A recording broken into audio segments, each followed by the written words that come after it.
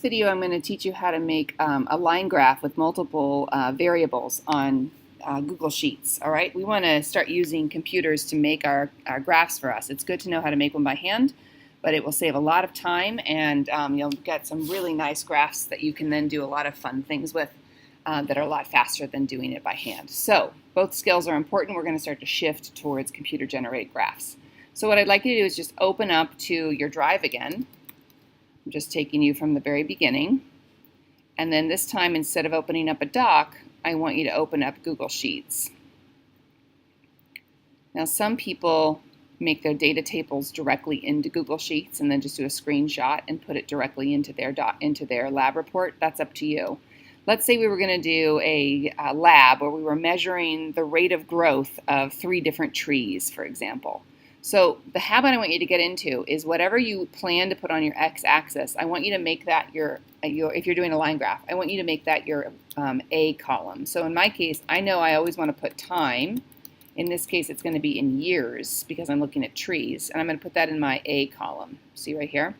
Okay, and then let's say for tree number 1, my data is going to be tracked there, and it's going to be in meters. Tree number 2 will also be here in meters. And tree number 3 will be in meters. And perhaps what these are the exact same species of tree, and you have 3 different samples to look at, or maybe I'm looking at 3 different species of tree, an oak, a redwood, whatever. It's up to you. It doesn't really matter for our purposes here. So what you have here then is your setup. I'm going to save time. I'm going to click to one that I already filled in data for. All right, so let's say I filled in all my data. And let's say you wanted to make this your data table, you certainly could. You could make this pretty, and you could click this and hit bold and center it and make it look lovely. And then you could you could take a screenshot or try to copy it directly into your Google Doc. You can definitely do that. Sometimes the formatting gets messed up, which is why a screenshot might be what you need. So I don't need any of that because I'm just showing you how to make a graph with this information. So what I want you to do is then actually highlight all of the columns. I think it's actually easier. Don't grab the column like I just did. So I'm going to click out for a second. You want to screenshot, or excuse me, you want to highlight all of the columns.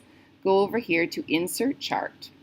All right, and when I look at this, I'm like, okay, well, that's a line graph. That's good. That's what I want. You could certainly switch it up, and if you wanted to pick something different based on instructions, or based on what you think it works best, you could certainly try to choose these. Obviously, a pie chart would be totally inappropriate for this data.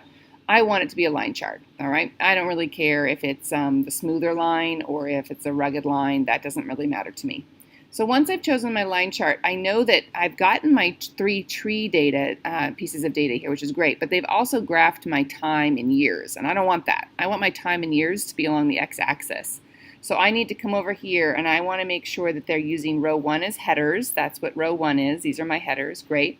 But I want to aggregate column A. So I'm going to click that.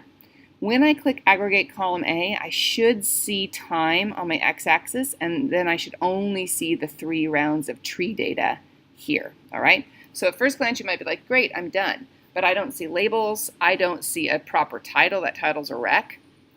So what you want to do then is come over here to Customize, click on Chart Axis and Title, and then you have a drop-down menu here. All right, you can have a chart title, you can make a chart subtitle, you can put in horizontal axis, you can put in your vertical axis, which is another way of saying your x-axis and your y-axis. So for me, I want to start with my chart title. I want to change that title to, let's see, growth of 3 species of tree over 20 years. All right. If you don't like that font, have some fun with it. Don't get crazy, but you can go ahead and do that. If you want to add color, honestly, I don't care. Sure. Doesn't matter to me. All right.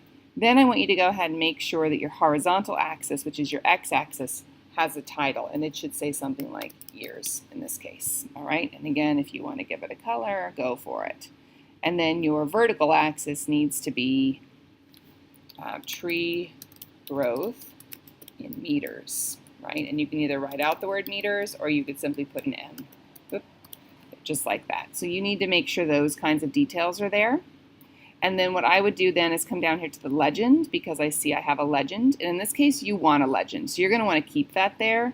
But you can then decide if you want to put it on the top, if you want to put it on the bottom, if you want to do it to the left. Honestly, I don't care. It's whatever you think looks good. But remember, the whole point of a graph is to make your learning very clear and make your data very clear. So if it gets anything away from clear, pick something else. All right. So I kind of like the top one. That looks kind of cool to me. I'm going to come up here because I like to futz with this sort of stuff. And you can mess around with the chart title, right? And you can change your font size if you want to. You can just have a little fun with it if you care to. But otherwise, you're set. You've made your graph. And now you can literally just grab it, click copy, and then you can jump over here. And let's say I was actually putting it into this lab report, which I'm not. You hit Control V, it pastes in. When it says link to spreadsheet, always say yes to that. That's perfectly fine. What's awesome about that is that if you go over here to your spreadsheet and you mess with, this one, and you change your data somehow, let's say I made a mistake and I was like, oh, tree number 1, it didn't end at 7.2 meters, it ended in 10.2 meters. A major mistake. You'll actually see that change on the graph right away, and then it should change right in your document. You might have to hit refresh, hit update, and it'll show up there too. So that's pretty awesome if you keep those two things linked. All right, so that's how you make a line graph in Spreadsheet. Feel free to play around with that and click around. I don't have all the exact rules, but I can mess around with it with you if you get stuck on your own graph.